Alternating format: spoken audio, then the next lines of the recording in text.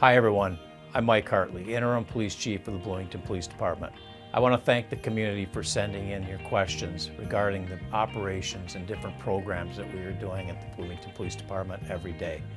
This week, we're going to allow other staff members to answer questions about the jobs that they have within the police department. Canine handlers, we're police officers. We're responsible for calls to service just like everybody else, but we also are assigned a police canine as a partner to be used when a canine can be useful on a call. My canine partner Blaze and I finished the St. Paul Police Canine Academy at the end of May 2020. I had worked with canines in the past as a decoy, just helping out with training, and just getting to see sort of what they do. The training aspect of it was interesting to me. I like dogs. That's obviously kind of important if you're going to be working with one every day.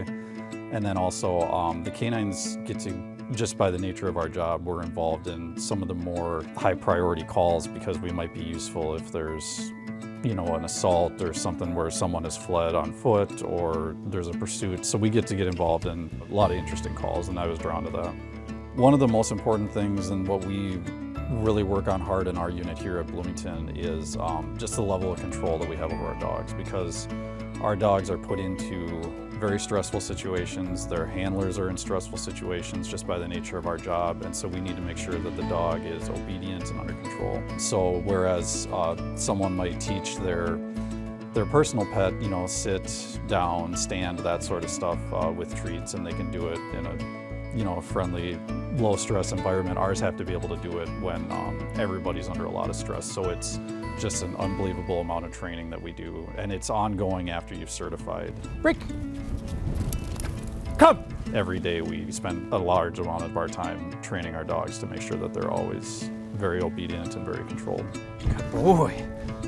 We have 5 patrol dogs total. 4 of them are also trained in narcotics detection, so they can be used for searching vehicles or buildings for narcotics. And then we have 1 of our patrol canines is also trained in the detection of explosives. Police canine is really important, not only from an officer safety standpoint when we're on a call, but also just how versatile the dogs are. Like I said, they can be used to track and find missing people, suicidal people, and we've had multiple successes on that where we've been able to find someone that was lost and we were able to locate them and get them the help that they need. They're also useful just for finding evidence that unfortunately people aren't able to find sometimes without the dog. Just their natural abilities are so much better than ours, in particular in scent detection. A lot of people think that police dogs are these just angry, violent dogs that are dangerous, to everyone and everything, and that is definitely not the case, especially, like I said, because we put all that training into the level of control that we have with them. But also, even outside of when we're using them on calls where they are very controlled, they're not dangerous to anybody unless, they're sent on an apprehension, and even at that, it's very controlled. We use them for a lot of community events. All of our dogs, they're great with people. We'll go, at parks, we can let the dogs just hang out with people and let even, kids pet them, and they love it. They're just like a pet in that respect.